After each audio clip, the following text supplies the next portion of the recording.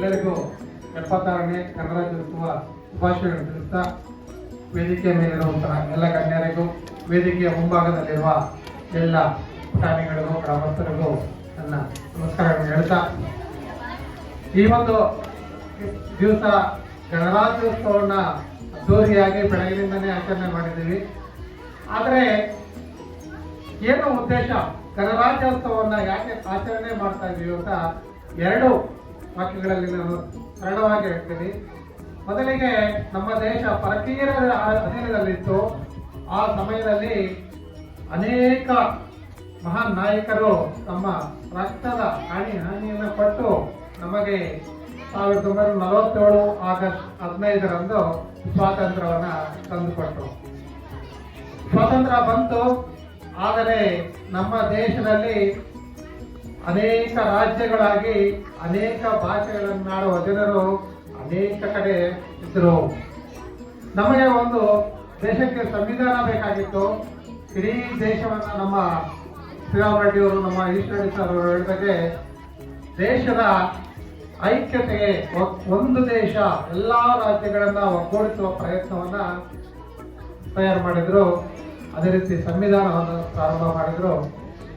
ನಮ್ಮ ದೇಶದ ಮಹಾನ್ ನಾಯಕರಾದಂತಹ ಡಾಕ್ಟರ್ CR ಅಂಬೇಡ್ಕರ್ ಅವರು ನೇತೃತ್ವದಲ್ಲಿ ಸಂವಿಧಾನದ ರಚನೆ ಮಾಡುವುದರ ಜೊತೆಗೆ ಇಡೀ ದೇಶದ ಎಲ್ಲಾ ರಾಜ್ಯಗಳನ್ನು ಒಗ್ಗೂಡಿಸಿ ಜೊತೆಯಲ್ಲೇ ಒಂದು ಕಡೆ ಸಂವಿಧಾನ, ಮತ್ತೊಂದು ಕಡೆ ನಮ್ಮ ದೇಶದ ಉಕ್ಕಿನ ಮನುಷ್ಯರಾದ ವಲ್ಲಭಾಯ್ ಪಟೇಲ್ ಅವರು ಎಲ್ಲಾ ರಾಜ್ಯಗಳನ್ನ ಒಂದು ಕಡೆ ಸೇರಿಸಿ ಈ ಭಾರತ ದೇಶ ಅನ್ನೋದನ್ನ ಈ ದಿವಸ ಏನು ಗಣರಾಜ್ಯ ಅಂದ್ರೆ ಎಲ್ಲಾ ರಾಜ್ಯಗಳನ್ನು ಒಗ್ಗೂಡಿಸಿ ಮತ್ತು ಸಂವಿಧಾನವನ್ನ ಆಚರಣೆ ತಂದಂತ ದಿವಸ.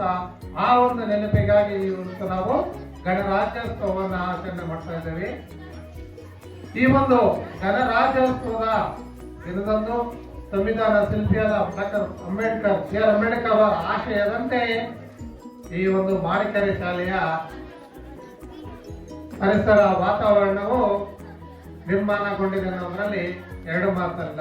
ಯಾಕಂದ್ರೆ ಅಂಬೇಡ್ಕರ್ ಅವರ ಆಶಯ ಏನಾಗಿತ್ತಂತೆ, ಎಲ್ಲರಿಗೂ ಶಿಕ್ಷಣ, ಉಚಿತ ಮತ್ತು ಕಡ್ಡಾಯ ಶಿಕ್ಷಣ, ಇಡೀ ದೇಶದ ಜನರು ಯಾರು ಶಿಕ್ಷಣದಿಂದ ವಂಚಿತರಾಗಬಾರದು, ಎಲ್ಲಾ ವರ್ಗದ ಜನರಿಗೂ ಎಲ್ಲಾ ರೀತಿಯ ಸಮಾನ ಅವಕಾಶಗಳು ಸಿಗಬೇಕು ಅಂತ ಏನಿದೆಯೋ ಆ ಒಂದು ಎಲ್ಲ ಅವಕಾಶಗಳನ್ನ ನಮ್ಮ ಮಾರಿಕೆರೆ ಶಾಲೆಯ ಅನಿಲ್ ಕುಮಾರ್ ಸಾರ್ ಅವರು ಮತ್ತು ನಮ್ಮ ಶಾಲೆಯ ಎಲ್ಲಾ ಸಿಬ್ಬಂದಿ, ಊರಿನ ಗ್ರಾಮಸ್ಥರು ಮತ್ತು SDM ಸದಸ್ಯರು ಎಲ್ಲರೂ ಕೈ ಜೋಡಿಸುವುದರೊಂದಿಗೆ ಮಾರಿಕೆರೆ ಶಾಲೆ ಇಡೀ ನಮ್ಮ ತಾಲೂಕಿನಲ್ಲೆಲ್ಲ ರಾಜ್ಯದಲ್ಲೇ ಮಾದರಿ ಶಾಲೆ ಆಗಿರೋದ್ರಲ್ಲಿ 2 ಮಾತಿಲ್ಲ.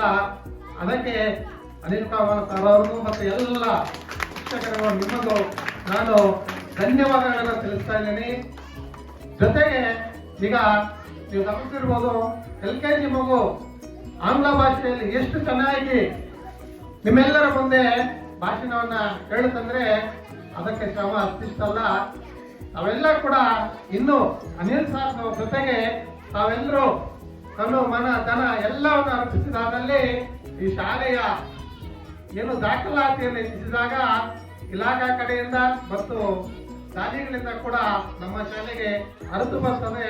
ಅದರಿಂದ ದಯವಿಟ್ಟು ನಿಮ್ಮ ಸುತ್ತಮುತ್ತಲಿನ ಗ್ರಾಮದಲ್ಲಿ, ನಿಮ್ಮ ಗ್ರಾಮದಲ್ಲಿ ಖಾಸಗಿ ಶಾಲೆಯಲ್ಲಿ ಕಡಿಮೆ ಇಲ್ಲ ಅಂತ ಬೇರೆ ಪೋಷಕರಿಗೆ ತಿಳಿಸಿ ನಮ್ಮ ಮಾರಿಕೆರೆ ಶಾಲೆಗೆ ಮಕ್ಕಳ ದಾಖಲಾತಿಯನ್ನು ಹೆಚ್ಚಿಸುವುದಕ್ಕೆ ಕೈ ಜೋಡಿಸಿ ನಮ್ಮ ಇಲಾಖಾ ವತಿಯಿಂದ ನಾವು ಕೂಡ ನಿಮ್ಮ ಗ್ರಾಮಕ್ಕೆ ಬರ್ತೀವಿ, ನಿಮ್ಮ ಜೊತೆ ಬರ್ತೀವಿ. ದಯವಿಟ್ಟು ಮತ್ತೊಮ್ಮೆ ನಿಮ್ಮಲ್ಲಿ ಬೇಡ್ಕೊಳ್ತಾ ಇದ್ದೀನಿ, ನಮ್ಮ ಶಾಲೆಯ ದಾಖಲಾತಿ 100 ಶತ ಹೇಳ್ತೀವೋ ಶತಕ ದಾಟಿಸುವುದಕ್ಕೆ ಪ್ರಯತ್ನ ಮಾಡೋಣ.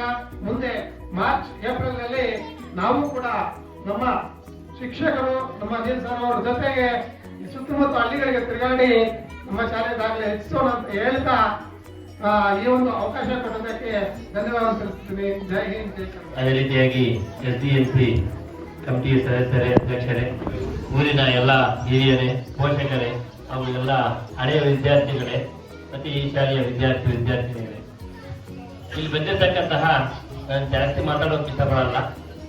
ಇಲ್ಲಿ ಬಂದಿರ್ತಕ್ಕಂಥ ನಮ್ಮ ಇಲಾಖೆ ಅಧಿಕಾರಿಗಳು ಹೇಳ್ತಾ ಇದ್ರು, ಒಂದು ಪುಷ್ಟಿ ಕಾರ್ಯಕ್ರಮ ಅಂತಕ್ಕಂಥದ್ದು. ಪುಷ್ಟಿ ಅಂತಕ್ಕಂಥದ್ದು SDMC ಯವರಿಗೆ ಪುಷ್ಟಿ ಅಂದ್ರೆ ಶಕ್ತಿ ನೀಡ್ತಕ್ಕಂಥದ್ದು. SDMC ಅವರು ಶಕ್ತಿ ನೀಡಿದಾಗ ಅವರು ನಮ್ಮ ಶಾಲೆಗಳಿಗೆ ಶಕ್ತಿ ನೀಡ್ತಾರೆ.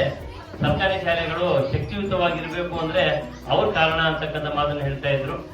ಈ ಒಂದು ಕಾರ್ಯಕ್ರಮದ ಅಡಿಯಲ್ಲಿ ಜೈ ಬೋಲೋ ಭಾರತ್ ಮಾತಾ ಕಿ ವಂದೇ, ಈ ಕಡೆ ಗಮನಿಸಬೇಕು ಮಕ್ಕಳು. ಇಲಾಖೆ ವತಿಯಿಂದ ಪ್ರತಿಯೊಂದು ತಾಲೂಕಿನಲ್ಲೂ ಸಹ SDMC ನೇತೃತ್ವದಲ್ಲಿ ಉತ್ತಮ ಶಾಲೆಗಳು ಅಂತಕ್ಕಂಥ ಇಟ್ಕೊಂಡಿರ್ತಕ್ಕಂಥ ಶಾಲೆಗಳಿಗೆ ಬಹುಮಾನಗಳನ್ನು ಕೊಡ್ತಕ್ಕಂತಹ ಒಂದು ಪ್ರಗತಿ ನಮ್ಮ ಸರ್ಕಾರದ ವತಿಯಿಂದ ನಡೀತಾ ಇದೆ. ಅದೇ ರೀತಿಯಾಗಿ ತಾಲೂಕಿಗೆ ಒಂದು ಶಾಲೆಯಂತೆ, ತಾಲೂಕಿಗೆ ಒಂದು ಶಾಲೆ SDMC ಅವರು ಸರ್ಕಾರಿ ಶಾಲೆಗೆ ಉತ್ತಮ ಸೇವೆ ಸಲ್ಲಿಸಿರ್ತಕ್ಕಂತಹ ಒಂದು ಶಾಲೆಗೆ 1 ಲಕ್ಷ ರೂಪಾಯಿಗಳ ಬಹುಮಾನ ಕೊಡ್ತಕ್ಕಂಥ ಒಂದು ಕಾರ್ಯಕ್ರಮ ಮುಂದೆ ಇದೆ. ಆ ಒಂದು ಏನು 1 ಲಕ್ಷ ಕೊಡ್ಬೇಕು ಅಂತಕ್ಕಂಥ ಏನಿದೆಯೋ ನಮ್ಮ ಇಲಾಖೆ ಅಧಿಕಾರಿಗಳು ಬಂದಿದ್ದಾರೆ, ಇನ್ನು ಮೇಲಾಧಿಕಾರಿಗಳಿದ್ದಾರೆ. ಆ ಮೇಲಾಧಿಕಾರಿಗಳ ಗಮನಕ್ಕೆ ನಮ್ಮ ಶಾಲೆಯ ಅಂದ್ರೆ ನಮ್ಮ ಮಾಣಿಕರಿ ಶಾಲೆಯ ಪ್ರಗತಿಯ ಬಗ್ಗೆ ತಿಳಿಸಿ ಇದೇ ಶಾಲೆಗೆ ಆ 1 ಲಕ್ಷ ರೂಗಳ ಬಹುಮಾನ, 1 ಲಕ್ಷ ರೂ ಮುಖ್ಯ ಅಲ್ಲ, ನಮಗೆ ತಾಲೂಕಿನಲ್ಲಿ ನಮ್ಮ ಶಾಲೆಯನ್ನ ಗುರುತಿಸಬೇಕು ಅಂತಕ್ಕಂಥದ್ದನ್ನ ಅವರಲ್ಲಿ ಮನವಿ ಮಾಡ್ಕೊಳ್ತಾ ಇದ್ದೀನಿ. ಈ ಸಮಯದಲ್ಲಿ ಮನವಿ ಮಾಡ್ಕೊಳ್ತಾ, ಮತ್ತೆ ಅದೇ ರೀತಿಯಾಗಿ ನಮ್ಮ ಶಾಲೆಗೆ ಇಲ್ಲದೆ ಇರುವ ಸೌಲಭ್ಯ ನನಗೆ ತಿಳಿದ ಮಟ್ಟಿಗೆ ಕಡಿಮೆ ಇರ್ತಕ್ಕಂಥ ಸೌಲಭ್ಯ ಒಂದು, ಅದು ಯಾವುದು ಅಂದ್ರೆ ನಮ್ಮ ಶೌಚಾಲಯಗಳ ಸ್ಥಿತಿ. ಶೌಚಾಲಯಗಳು ಸರಿ ಇಲ್ಲ.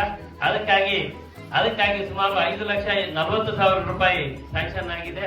ಆಚರಣೆದಲ್ಲೇ ಪ್ರಾರಂಭವಾಗ್ತಾ ಇದೆ. ಅದೊಂದು ನನಗೆ ಸರಿ ಇಲ್ಲ ಅಂತ ಅನಿಸಿರ್ತಕ್ಕಂಥದ್ದು. ಅದು ಸಹ ಆಗ್ತಾ ಇದೆ. ಸರ್ಕಾರದಿಂದ ನಮ್ಮ ಮೇಲಾಧಿಕಾರಿಗಳು ಆ ಒಂದು ಇದನ್ನ ಕೆಲಸ ಮಾಡಿದ್ದಾರೆ. ಇನ್ನು ಏನು ಬೇಕು ನಮ್ಮ ಶಾಲೆಗೆ ಸಹಕಾರ ಕೊಡೋಕೆ ನಮ್ಮ ಶಿಕ್ಷಣ ಇಲಾಖೆ ಸಿದ್ಧ ಇದೆ. ನಮ್ಮ ಅನಿಲ್ ಅವರು ಮತ್ತೆ ಅನಿಲ್ ಅವರ ಸ್ನೇಹಿತರು ಸಿದ್ಧ ಇದ್ದಾರೆ. ತಾವೆಲ್ಲರೂ ಸಿದ್ಧ ಇದ್ದೀರಿ ಅಂತ ಹೇಳ್ತಾ ಈ ಒಂದು ಶಾಲೆಯ ದಾಖಲಾತಿಯನ್ನು ಹೆಚ್ಚೋದಕ್ಕೆ ನಮ್ಮ ಮಂಜು ಸರ್ ಅವರು BRP ಅವರು ಹೇಳ್ತಾ ಇದ್ರು, ಈ ಹಿಂದೆ ಯಾವುದೋ ಒಂದು ಖಾಸಗಿ ಶಾಲೆ ಚಿಂತಾಮಣಿಯಲ್ಲಿರ್ತಕ್ಕಂತಹ ಪ್ರತಿಷ್ಠಿತ ಖಾಸಗಿ ಶಾಲೆ ಮಕ್ಕಳು ಇಲ್ಲಿ ಬರಬೇಕು ಅಂತಕ್ಕಂತಹ ಒಂದು ತುಮುಲ ಅಂದ್ರೆ ಆತುರ ಇದೆ. ಆ ಆತುರ ಯಾಕಿದೆ ಅಂದ್ರೆ ಈಗ ತಾನೇ ಮಾತಾಡ್ತಾ ಇದ್ರು, ಇಂಗ್ಲಿಷ್ ಪ್ರಭಾವ, ಆಂಗ್ಲ ಭಾಷಾ ಪ್ರಭಾವ. ಎಲ್ಲಾ ಪೋಷಕರಿಗೂ ಇವಾಗ ಬೇಕಾಗಿರ್ತಕ್ಕಂಥದ್ದು ಆಂಗ್ಲ ಭಾಷೆ. ಆ ಆಂಗ್ಲ ಭಾಷೆಯನ್ನ ಇಲ್ಲಿ ಯಾವ ರೀತಿ ಕಲ್ಸ್ಕೊಡ್ಬೇಕು, ಏನ್ ಮಾಡ್ಬೇಕು ಅಂತಕ್ಕಂಥದ್ದು ನಮ್ಮ SDMC ಅವರು, ಊರಿನ ಹಿರಿಯರು ಮತ್ತು ಮಕ್ಕಳು ಸಹ ಏನು ಪ್ರೋತ್ಸಾಹ, ಬೆಂಬಲ. ಅದೇ ರೀತಿಯಾಗಿ ಅನಿಲ್ ಅವರ ಬೆಂಬಲದಿಂದ ಆಂಗ್ಲ ಭಾಷೆ ಆಗೋದ್ರಲ್ಲಿ 2 ಮಾತಿಲ್ಲ, ಆಂಗ್ಲ ಭಾಷೆ ಮಾಧ್ಯಮ ಆಗೋದ್ರಲ್ಲಿ 2 ಮಾತಿಲ್ಲ ಅಂತಕ್ಕಂಥದ್ದನ್ನು ಹೇಳ್ತಾ ಈ ಒಂದು ಸಮಯದಲ್ಲಿ 2 ಮಾತುಗಳು ಆಡೋಕೆ ಅವಕಾಶ ಕೊಟ್ಟ ತಮ್ಮೆಲ್ಲರಿಗೂ ಧನ್ಯವಾದಗಳು. ಮಾಧ್ಯಮ ಶಾಲೆಗಳು ಸಹ ಏನಾಗ್ತಾ ಇದೆ, ಇವಾಗಬೇಕಾದ್ರೆ ನಾವು ಪ್ರಪೋಸಲ್ ಮಾಡಿದ್ವು ನಮ್ಮ ಶಾಲೆ ಸಹ ಅಷ್ಟೇ. ಯಾಕೆಂದ್ರೆ ಇಲ್ಲಿ ಸಹ ಉಭಯ ಮಾಧ್ಯಮ ಶಾಲೆಗಳಾಗಬೇಕು, ಇಂಗ್ಲಿಷ್ ಶಾಲೆ ಆಗಬೇಕು ಅಂತ ನಾವು ಮೊದಲನೇ ಪ್ರಪೋಸಲ್ ಕೊಟ್ಟಿದ್ವು. 50ರ ಮೇಲೆ ಸಂಖ್ಯೆ ಇರಬೇಕು ಅಂತ, 50-60ರ ಮೇಲೆ ಇದ್ರೆ ಸಂಖ್ಯೆ ಇದ್ರೆ ಕೊಡ್ತೀವಿ ಅಂತ ಹೇಳಿದ್ರು. ಆದ್ರೆ ಈ ಸಲ 23, 24, 25ನೇ ಸಾಲಿನಲ್ಲಿ ಏನು ನಾರಾಯಣಲ್ಲಿ ಮತ್ತು ಚಿನ್ನಸಂದ್ರಕ್ಕೆ ಬಂದಿದೆ. ಏನು ಆಂಗ್ಲ ಮಾಧ್ಯಮ ಉಭಯ ಮಾಧ್ಯಮ ಶಾಲೆ ಅಂತ ಈ ಸಲ 2 ನಮ್ಮ ತಾಲೂಕಿಗೆ 2 ಶಾಲೆಗಳು ಬಂದಿದೆ. ಆದ್ರಿಂದ ನೆಕ್ಸ್ಟ್ ನಿನ್ನೆನೆ ಕೇಳಿದ್ರು ಏನು ಈಗ ಈ ಉಭಯ ಮಾಧ್ಯಮ ಶಾಲೆಗಳು ಮತ್ತು ಪೂರ್ವ ಪ್ರಾಥಮಿಕ LKG UKGಗೆ ಅದು ಪರ್ಮಿಷನ್ಗೆ ನಾವು ಇಲಾಖೆ ವತಿಯಿಂದ ಕಳಿಸಿದ್ದೀವಿ ಡಿಸ್ಟ್ರಿಕ್ಟ್ ಹಂತಕ್ಕೆ. ಅವರು ಏನಾದರೂ ತೀರ್ಮಾನ ಮಾಡಿ ನೆಕ್ಸ್ಟ್ ಇಯರ್ ಏನಾದ್ರು ಬರಬೇಕಾದ್ರೆ ದಯವಿಟ್ಟು ಈ ಊರಿನ ಗ್ರಾಮಸ್ಥರು, ಈ ಊರಿನ ಎಲ್ಲಾ ಮಕ್ಕಳನ್ನು ಸಹ ಇಲ್ಲೇ ಸೇರಿಸಿ ಪಕ್ಕದ ಊರಿಂದ ಸಹ ಬರುವುದಕ್ಕೆ ಏನಾದರೂ ಒಂದು ಅನುಕೂಲ ಮಾಡಿಕೊಡ್ಬೇಕು ಅಂತ. ಏನಕ್ಕಂದ್ರೆ ಪ್ರತಿಯೊಬ್ಬರು ಅಷ್ಟೇ ಹೇಳ್ಬೇಕು, ನಮ್ಮ ಶಾಲೆ ಈ ರೀತಿ ಇದೆ. ಈಗ LKGಯಲ್ಲಿ ಇಂಗ್ಲಿಷು ಮತ್ತು ಈ ಇಂಗ್ಲಿಷ್ ಅಲ್ಲಿ ಕನ್ನಡದಲ್ಲಿ ಮಾತಾಡ್ತಾರೆ ಅಂದ್ರೆ, ಭಾಷಣ ಮಾಡ್ತಾರೆ ಅಂದ್ರೆ ಬಹಳಷ್ಟು ಅಪರೂಪ. ಯಾಕಂದ್ರೆ ನಾವು ಈಗ ಸ್ಟೇಜ್ ಮೇಲೆ ನಿಂತ್ಕೋಬೇಕು, ಇಷ್ಟು ಮಾತ್ರ ಮಾತಾಡ್ಬೇಕಂದ್ರೆ ಆಗ್ತಾ ಇರಲಿಲ್ಲ ನಮ್ಗೆ. ನಾವು ಚಿಕ್ಕವರಿರುವಾಗ ಯಾರು ಮಾತಾಡ್ತಾ ಇದ್ರೆ ನಡೀತಾ ಇದ್ವು. ಆ ರೀತಿ ಈ ಮಕ್ಕಳು, ಚಿಕ್ಕ ಮಕ್ಕಳು, ಈ ಪುಟಾಣಿ ಮಕ್ಕಳು ಈ ಸ್ಟೇಜ್ ಮೇಲೆ ಮಾತಾಡ್ತಾರೆ ಅಂದ್ರೆ ನಮಗೆ ಆ ಶಿಕ್ಷಕರ ಪ್ರಭಾವ ಎಷ್ಟಿದೆ ಇಲ್ಲಿ ಅಂತ ನೀವು ಯೋಚನೆ ಮಾಡಬೇಕು. ಬೇರೆ ಶಾಲೆಗಳಿಂದ ಬರೀ ಇಂಗ್ಲಿಷ್ ಮಾತಾಡೋದಿಲ್ಲ, ಪ್ರತಿಯೊಂದು ಅಷ್ಟೇ ಈ ಶಿಕ್ಷಣ ಇಲಾಖೆ ನಾವು ಇದು ಮಾಡ್ಬೇಕಾದ್ರೆ ಅನುಕೂಲ ಉಪಯೋಗಿಸ್ಕೋಬೇಕು. ಯಾವ ರೀತಿ ಈಗ ಸರ್ಕಾರ ಎಲ್ಲಾ ಸವಲತ್ತುಗಳು ನೀಡ್ತಾ ಇದೆ, ಅದನ್ನ ಯಾವ ರೀತಿ ಬಳಸ್ಕೋಬೇಕು ಅನ್ನೋದು ನಮ್ಗೆ ಬರಬೇಕು. ಯಾಕಂದ್ರೆ ಈಗ ನಾವು ಏನಾಗ್ತೀವಿ ಅಂದ್ರೆ ಯಾರೋ ಒಬ್ಬರು ಇಬ್ರು ಈ ಸರ್ಕಾರ ಏನು ಶಾಲೆಗೆ ಏನಾದ್ರು ಕೊಡ್ತಾ ಇದ್ರೆ ಏನೋ ಬಿಡು ಅಂತ ಬೇರೆಯವ್ರು ನೆಗ್ಲೆಕ್ಟ್ ಮಾಡೋದಲ್ಲ. ಈ ಶಾಲೆ ಮೇಲೆ ಬಗ್ಗೆ ಅಭಿಮಾನ ಇರಬೇಕು ಪ್ರತಿಯೊಬ್ಬರಿಗೂ ಅಷ್ಟೇ. ಇವರಲ್ಲಿ ಬರೀ ಅನಿಲ್ ಒಬ್ಬರೇ ಅಲ್ಲ, ಊರು ಬೇರೆಯವ್ರ SDMC ಸದಸ್ಯರೇ ಅಲ್ಲ, ಎಲ್ಲಾ ಪೋಷಕರು, ಎಲ್ಲಾ ಈ ಊರಿನ ಹಿರಿಯರು ಮತ್ತು ಗ್ರಾಮಸ್ಥರೆಲ್ಲರೂ ಸೇರಿ ನಮ್ಮ ಸರ್ಕಾರಿ ಶಾಲೆಯನ್ನು ಉಳಿಸಬೇಕಂತ ನಮ್ಮಲ್ಲೆಲ್ಲ ಕೋರ್ತಾ ಈ 2 ಮಾತುಗಳನ್ನು ದಯವಿಟ್ಟು ಕ್ಷಮಿಸಬೇಕು. ಯಾಕಂದ್ರೆ ಆವಾಗಲೇ ಹೇಳ್ಬೇಕಾಗಿತ್ತು, ಸಮಯದ ಅಭಾವದಿಂದ ನಾವೆಲ್ಲ ತಿಳಿಬೇಕಾಗುತ್ತದೆ. ದಯವಿಟ್ಟು ಕ್ಷಮಿಸಿ. ಇಷ್ಟು ಹೇಳ್ತಾ 2 ಮಾತುಗಳು.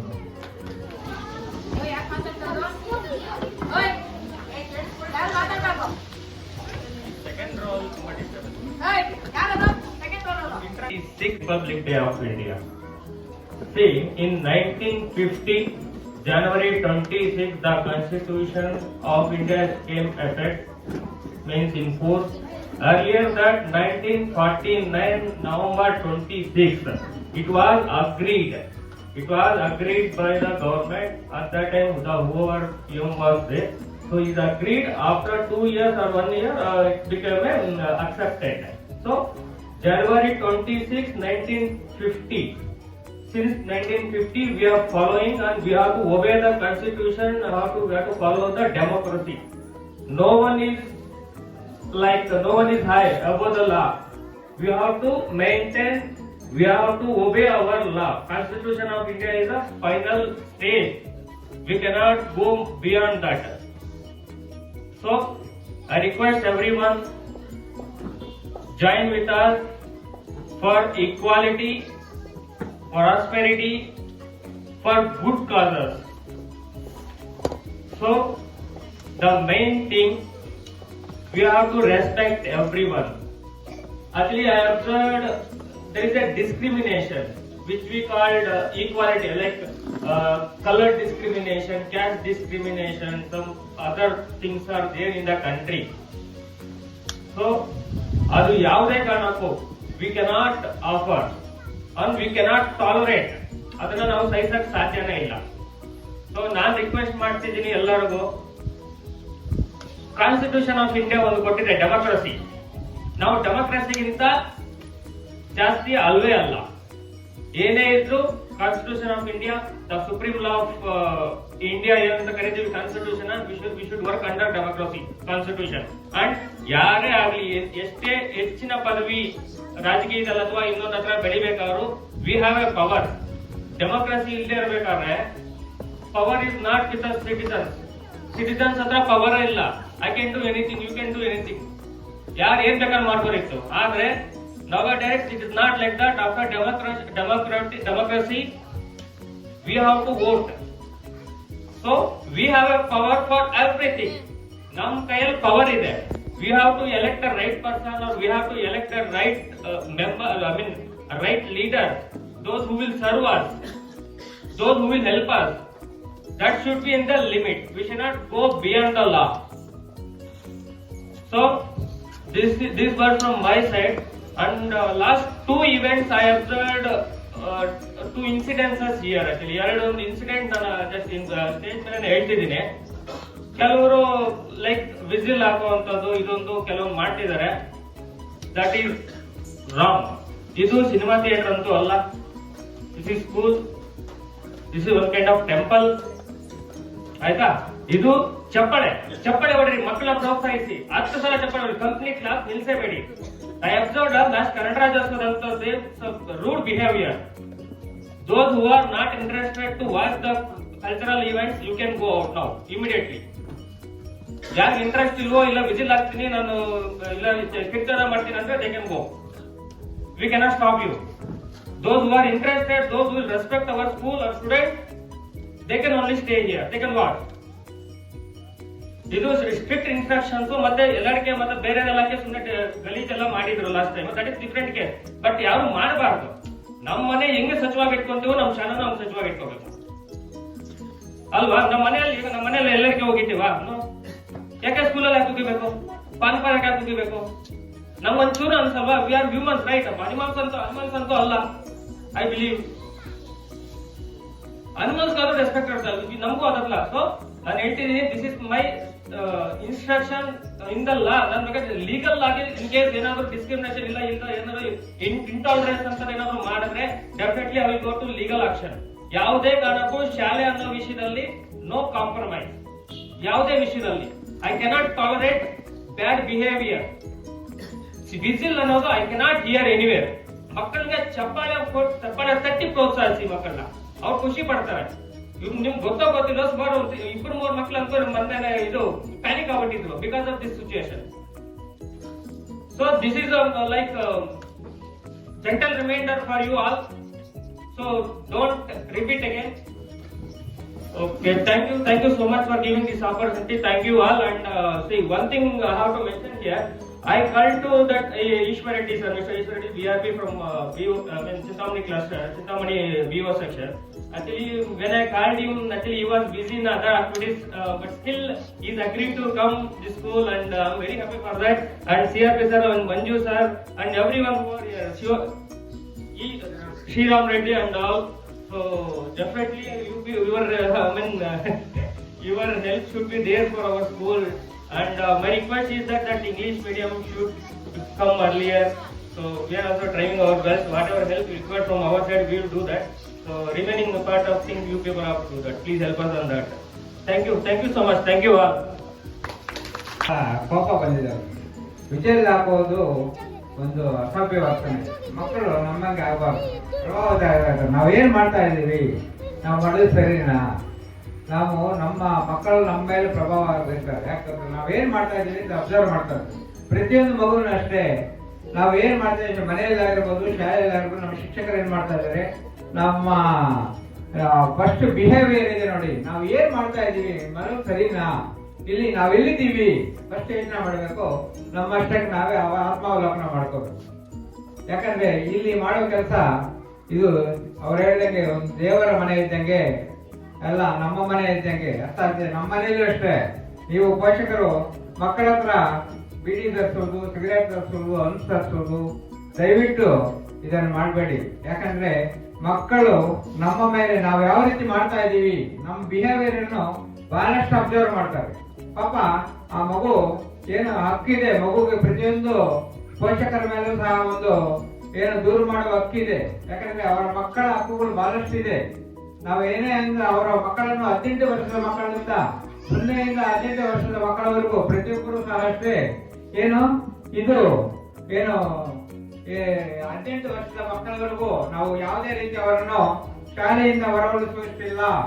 ಇಲ್ಲ ಸರ್ ನಮ್ಗೆ ಕಷ್ಟ ಇದೆ, ನಮ್ ಜೀವನ ನಡೆಯಲ್ಲ ಅಂದ್ರೆ ದಯವಿಟ್ಟು ಯಾರೇ ಅಷ್ಟೇ, ಈಗ ಪ್ರತಿಯೊಂದು ಮಗು 0 ಇಂದ ಹಿಡಿದು ಏನು ಹುಟ್ಟಿದಾಗಿನಿಂದ ಹಿಡಿದು 18 ವರ್ಷದವರೆಗೂ ಸಹ ಎಲ್ಲಾ ಮಕ್ಕಳನ್ನು ಸಹ ಕಡ್ಡಾಯವಾಗಿ ನೀವು ಯಾವುದೇ ಕಷ್ಟಗಳಿರ್ಲಿ ಏನೇ ಇರಲಿ ಓದಿಸುವ ಜವಾಬ್ದಾರಿ ನಿಮ್ದು.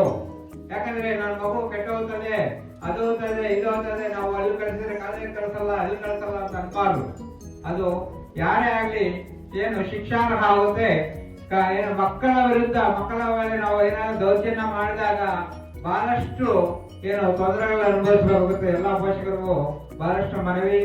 ಆದ್ರೆ ಸಾರ್ ಹೇಳಿದಂಗೆ ಕೆಲವು ಲಕ್ಷಣಗಳು ಏನು, ನಾವು ಏನ್ ಮಾಡ್ತಾ ಇದೀವಿ, ಮನೆಯಲ್ಲಿ ಏನ್ ಮಾಡ್ತಾ ಇದ್ರೆ ಮಗು ಅಬ್ಸರ್ವ್ ಮಾಡುತ್ತೆ. ನಮ್ಮ ಅಪ್ಪ ಕುಡಿತಾ ಇದ್ದಾರೆ ಅನ್ಕೊಳ್ರಿ, ಕುಡಿತಾ ಇದ್ದಾರೆ ಸರಿನಾ, ಮಗು ಗೊತ್ತಾಗುತ್ತೆ ಸರಿ ಇಲ್ಲ ಅಂತ. ಮಗು ಹೇಳಕ್ಕಾಗಲ್ಲ ಪಾಪ, ಯಾಕಂದ್ರೆ ಎಳೆ ಮಗು ಅವ್ರ ಹತ್ರ ಹೇಳಿಸ್ಕೊಳ್ಳೋ ಅಷ್ಟಿದು ನಮಗಿಲ್ಲ. ನಮ್ಗೆ ಎಲ್ಲಾ ಇದೆ, ಎಲ್ಲಾ ಅನುಭವ ಇದೆ, ಎಲ್ಲಾ ಗೊತ್ತು, ಯಾವ್ದು ಕೆಟ್ಟದ್ದು ಯಾವ್ದು ಒಳ್ಳೆಯದು ಅಂತ ಗೊತ್ತು. ನಾವಿನ್ನು ಚಿಕ್ಕ ಮಕ್ಕಳಲ್ಲ. ಅಂತ ಮಕ್ಕಳಿಗೆ ಇವಾಗ ಇಷ್ಟು ವಿಷಯ ಏನು ಒಂದು ಸ್ಟೇಜ್ ಅಲ್ಲಿ ಮಾತಾಡುವ ಕೆಪಾಸಿಟಿ ಇದೆ ಅಂದ್ರೆ ನಾವೇನ್ ಮಾಡ್ತಾ ಇದೀವಿ ಅಂತ ಸ್ವಲ್ಪ ಯೋಚನೆ ಮಾಡ್ಬೇಕು. ಪೋಷಕರು ಏನ್ ಮಾಡ್ಬೇಕಂದ್ರೆ ನಮ್ದು ಮಗು ಓದ್ತಾ ಇದೆ ಅಂದ್ರೆ ನಮ್ಮ ಮಗು ಏನ್ ನನ್ನ ಅಬ್ಸರ್ವ್ ಮಾಡ್ತಾ ಇಲ್ಲ ಅಂತಲ್ಲ, ಪ್ರತಿಯೊಂದು ಅಬ್ಸರ್ವ್ ಮಾಡುತ್ತೆ. ಶಿಕ್ಷಕರು ಏನ್ ಮಾಡ್ತಾ ಇದಾರೆ, ಕೆಲವು ಶಾಲೆಯಲ್ಲಿ ನಾನು ವರ್ಕ್ ಮಾಡಿದ್ದೀನಿ, 3 ಶಿಕ್ಷಕರು 3 ಕಡೆ ಬಾಲ್ ಹಾಕೊಂಡು ಮಲ್ಕೊಳ್ತಾ ಇದ್ರು. ಬಾಲ್ ಹಾಕೊಂಡು 3 ಶಿಕ್ಷಕರು ಶಾಲೆಯಲ್ಲಿ ಒಂದು HPS ಆಗಿತ್ತು, ಅದರಲ್ಲಿ ಮಲ್ಕೊಳ್ತಾ ಇದ್ರು. ಮಕ್ಕಳು ಹೇಳ್ತಾ ಇರ್ಲಿಲ್ಲ. ಮತ್ತೆ ಟೀಚರ್ ಮೇಲೆ ಬಾಗಿಲು ಕಟ್ಬಿಟ್ಟು ಬಾಗಿಲು ತೆಗೆದು ಏನು ಮತ್ತೆ ಕೇಳ್ತಾ ಇದ್ದೆ. ಅವ್ರು ಹೇಳ್ತಾ ಇರಲಿಲ್ಲ, ಅವ್ರ ಮುಂದೆ ಹೇಳ್ತಾ ಇರಲಿಲ್ಲ, ಶಿಕ್ಷಕರ ಮುಂದೆ. ಆದ್ರೆ ಸರ್ ಮಲ್ಕೊಂಡಿದ್ದಾರೆ ಸರ್ ಮಾಸ್ಟ್ರು, ಮತ್ತೆ ನೀವು ಬಂದಾಗ ಎದ್ದೇಳಿದ್ರು ಅಂತ ಹೇಳ್ತಾರೆ.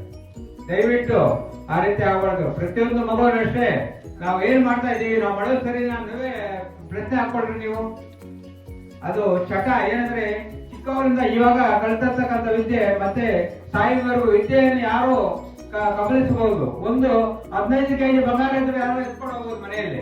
ಆದ್ರೆ ಒಂದು ಸಲ ಮಗು ಶಿಕ್ಷಣ ಪಡೆದ್ರೆ ಯಾವುದೇ ಮಗು ಅದು ಲೈಫಲ್ಲಿ ಎಲ್ಲ ಸಹ ಅದು ಅನುಕೂಲ ಆಗುತ್ತೆ.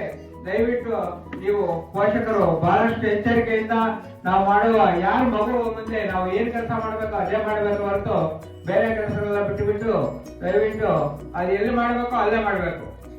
ಯಾಕಂದ್ರೆ ನಾವು ಮಾಡಬೇಡ ಅಂತ ಇದು ಏನು ಮಾಡೋದು ತಪ್ಪು, ಅದು ನಮ್ಗೆ ಗೊತ್ತು, ತಪ್ಪು ಆದ್ರೂ ಕೆಲವು ಮಾಡ್ತೀವಿ ಅಂತ ದಯವಿಟ್ಟು. ಯಾಕಂದ್ರೆ ಸಮಯ ಅಭಾವ ಇದೆ. ಈ ಬಹಳಷ್ಟು ಕೋಪ, ಯಾಕಂದ್ರೆ ಸಾರ್ ಕೋಪ ಮಾಡ್ಕೊಂಡು ಏನ್ ಪ್ರಯೋಜನ ಇಲ್ಲ. ನಾವು ಕೋಪ ಮಾಡ್ಕೊಂಡು ಬಿಡ್ತೀರಾ? ಯಾಕಂದ್ರೆ ಎಲ್ಲಿ ಏನ್ ಮಾಡ್ಬೇಕು, ಏನ್ ಆ ಮಗು ಈಗ ಆಡ್ತಾ ಇದೆ, ಮಗು ಗೊತ್ತಾಗುತ್ತಾ, ಹೊಡೆದ್ರೆ ನಮ್ಮ ಮುಂದೆ ಏಡು ಉಪಯೋಗಿಸುತ್ತೆ ಅಷ್ಟೇ. ಅವ್ರಿಗೆ ಖುಷಿಯಾಗಿ ಆಡ್ತಾ ಇದೆ, ಆ ಮಗು ಆಡ್ತಾ ಇದೆ ಅಂದ್ರೆ ಅವ್ರಿಗೆ ಫ್ರೀ ಕೊಡ್ಬೇಕು ನಾವು. ಯಾವಾಗ ಎಲ್ಲಿ ಆಡ್ಬೇಕು ಅಲ್ಲೇ ಆಡ್ಬೇಕು, ಯಾವ ಸಮಯದಲ್ಲಿ ಏನ್ ಮಾಡ್ಬೇಕು ಅದೇ ಮಾಡ್ಬೇಕು. ಅದು ನಮ್ಮೆಲ್ಲರಲ್ಲಿ ಸಹ ಇದೆ, ಎಲ್ರಿಗೂ ಗೊತ್ತದು. ಆದ್ರೂ ಸಹ ನಾವು ತಪ್ಪು ಮಾಡ್ತಾ ಇದ್ದೀವಿ. ಅದನ್ನು ನಾವು ಅದು ಸರಿಪಡಿಸ್ಕೊಳ್ಳುತ್ತಾ ನಮ್ಮ ಮಕ್ಕಳು ಅದರ ಮೇಲೆ ಪ್ರಭಾವ ಬೀರಿದ ನಾವು ಯಾವ ರೀತಿ ಅದನ್ನು ಎಚ್ಚರಿಕೆಯಿಂದ ಇರ್ತೀವೋ ನಮ್ಮ ಮಗು ಹಾಗೆ ಬೆಳೆಯುತ್ತೆ. ಅದು ಉತ್ತಮ ಪ್ರಜೆ ಆಗ್ಬಹುದು, ಒಳ್ಳೆಯ ದೊಡ್ಡ ವ್ಯಕ್ತಿಗಳಾಗ್ಬೋದು, ಕಮಿಷನರ್ ಆಗ್ಬೋದು, ಎಲ್ಲ ಅವಕಾಶಗಳಿದೆ. ಅದನ್ನು ನೀವು ಗಮನಿಸುತ್ತಾ ಮಕ್ಕಳನ್ನು ಬಹಳ ಎಚ್ಚರಿಕೆಯಿಂದ ಬೆಳೆಸಿ ಚೆನ್ನಾಗಿ ಅವರನ್ನು ವಿದ್ಯಾಭ್ಯಾಸ 18 ವರ್ಷದಿಂದ ಯಾರೇ ಮಗುವನ್ನು ಆಚೆ ಬಿಡಬಾರ್ದು. ದಯವಿಟ್ಟು ಮದುವೆ ಮಾಡುವುದು 13 ವರ್ಷಕ್ಕೆ ಮದುವೆ ಮಾಡ್ತಾ ಇದ್ದಾರೆ. ಏನ್ ಮತಿ ಇದೆಯಾ ಇಲ್ವೋ, ಯಾವ ರೀತಿಯಲ್ಲಿ ಮಾಡ್ತಾ ಇದ್ದಾರೆ? 13 ವರ್ಷಕ್ಕೆ ಮದುವೆ ಮಾಡಿದ್ರೆ ಆ ಮಗು ಏನು ಗೊತ್ತಾಗುತ್ತೆ? ಅದೇ ಮಗು ಅದು ಯಾವುದೇ ವಿಷಯ ಗೊತ್ತಾಗಲ್ಲ ಅದಕ್ಕೆ. ಯಾವ ರೀತಿ ಏನ್ ತಪ್ಪು ಏನು ಒಪ್ಪು ಏನ್ ಮಾಡ್ಬೇಕು ಅಂತ ಗೊತ್ತಾಗೋದಿಲ್ಲ. 13 ವರ್ಷಕ್ಕೆ ಮದುವೆ ಮಾಡಿ ಕಳಿಸ್ಬಿಡ್ತಾ ಇದ್ದಾರೆ. ಅದೇನಾದ್ರು ಗೊತ್ತಾದ್ರೆ ಸರ್ಕಾರಕ್ಕೆ ದಯವಿಟ್ಟು ಅದ್ರ ಮೇಲೆ ಅವರ ತಂದೆ ತಾಯಿಯ ಮೇಲೆ ಕಠಿಣ ಕ್ರಮ ಕೈಗೊಳ್ತಾರೆ. ಅವರನ್ನು ಜೈಲು ಹಾಕ್ತಾರೆ, ಇಬ್ಬರಿಗೂ ಜೈಲು ಹಾಕ್ತಾರೆ, ಗಂಡಿಗೂ ಹಾಕ್ತಾರೆ ಹೆಣ್ಣಿಗೂ ಹಾಕ್ತಾರೆ. ಅದನ್ನ ಜೈಲಲ್ಲಿ ಹಾಕಿ 18 ವರ್ಷ ಓದುವ ಒಂದು ಇದನ್ನು ಇದು ಮಾಡ್ಕೊಳ್ತಾರೆ. ಆದ್ರಿಂದ ದಯವಿಟ್ಟು ಅದನ್ನು ಇದು ಮಾಡ್ಕೊಳ್ತಾ ನೀವು ಪೋಷಕರು ಅದರ ಮೇಲೆ ಗಮನ ಹರಿಸ್ತಾ ಇದು ಮಾಡ್ಕೊಳ್ತಾ ಕೋರ್ಕೊಳ್ತಾ ಇದ್ದೀನಿ, ರಿಕ್ವೆಸ್ಟ್ ಮಾಡ್ಕೊಳ್ತಾ ಇದ್ದೀನಿ. ನಾನು ಆರ್ಡರ್ ಮಾಡ್ತಾ ಇಲ್ಲ, ನಿಮ್ಮನ್ನು ಕೋರ್ಕೊಳ್ತಾ ಇದ್ದೀನಿ. ಯಾಕಂದ್ರೆ ದಯವಿಟ್ಟು, ಯಾಕಂದ್ರೆ ಬಹಳ ಕುಟುಂಬಗಳು ನಾಶ ಹೋಗ್ತಾ ಇದೆ. ಚಿಕ್ಕಂದಿನಲ್ಲಿ ಎಲ್ಲಾ ಕೆಟ್ಟ ಭಾಷೆಗಳು ಕಳಿತು ಇವಾಗ ಅವ್ರ ಲೈಫೇ ಹಾಳಾಗ್ತಾ ಇದೆ. ಅಂತ ಇದು ಆಗಬಾರ್ದು. ಮಕ್ಕಳ ಮೇಲೆ ನೀವೇನು ಆಗಿದ್ದೀರಾ, ಮಕ್ಕಳ ಮೇಲೆ ಆ ಪ್ರಭಾವ ಬೀರಬಾರ್ದು ಅಂತ ಕೋರ್ತಾ ಈ 2 ಮಾತುಗಳನ್ನು ಅವಕಾಶ ಮಾಡ್ಕೊಳ್ತಾ ಇರ್ಬೋದು ಭಾಷಣ. ಧನ್ಯವಾದಗಳು ಸರ್. ಹಾಗೆ ನಮ್ಮ SDMC ಅಧ್ಯಕ್ಷ, we are all proud of you sir. Nobody will do such things like you. We are all proud of you sir. Thank you so much. ಈಗ ನಮ್ಮ ಶಾಲೆಯ ವಿದ್ಯಾರ್ಥಿಗಳು ಚಿಂತಾಮಣಿಯಲ್ಲಿ ನಡೆದಂತಹ ಸಾಂಸ್ಕೃತಿಕ ಕಾರ್ಯಕ್ರಮಗಳಲ್ಲಿ ಭಾಗವಹಿಸಿ ಬಹುಮಾನವನ್ನು ಪಡೆದಿರ್ತಾರೆ. ಮಕರ ಸಂಕ್ರಾಂತಿ ಅಂಗವಾಗಿ ಚಿಂತಾಮಣಿಯಲ್ಲಿ ನಡೆದಂತಹ ಸಾಂಸ್ಕೃತಿಕ ಕಾರ್ಯಕ್ರಮದಲ್ಲಿ ಬಹುಮಾನವನ್ನು ಗಳಿಸಿರುತ್ತಾರೆ. ಆ ಒಂದು ವಿದ್ಯಾರ್ಥಿಗಳಿಗೆ ನಮ್ಮ ಶಾಲೆಯ ಪರವಾಗಿ ತುಂಬ ಧನ್ಯವಾದಗಳನ್ನು ಹೇಳ್ತಾ, ಈಗ ಅವರಿಗೆ SDMC ಅಧ್ಯಕ್ಷರಾದಂತಹ ಅನಿಲ್ ಕುಮಾರ್ ಸರ್ ಅವರ ವತಿಯಿಂದ ಬಹುಮಾನ ವಿತರಣೆ. ಆ ಒಂದು ಸಾಂಸ್ಕೃತಿಕ ಕಾರ್ಯಕ್ರಮದಲ್ಲಿ ಭಾಗವಹಿಸಿದಂತಹ ಎಲ್ಲ ವಿದ್ಯಾರ್ಥಿಗಳು ಸಾಲಾಗಿ ವೇದಿಕೆ ಮುಂಭಾಗ ಆಗಮಿಸಬೇಕು.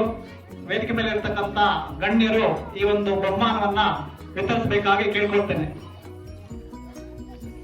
ಮಕ್ಕಳೆಲ್ಲ ಜೋರಾದ ಚಪ್ಪಾಳೆ ಮುಖಾಂತರ ಆ ಒಂದು ವಿದ್ಯಾರ್ಥಿಗಳಿಗೆ ಪ್ರೋತ್ಸಾಹ ನೀಡಬೇಕು.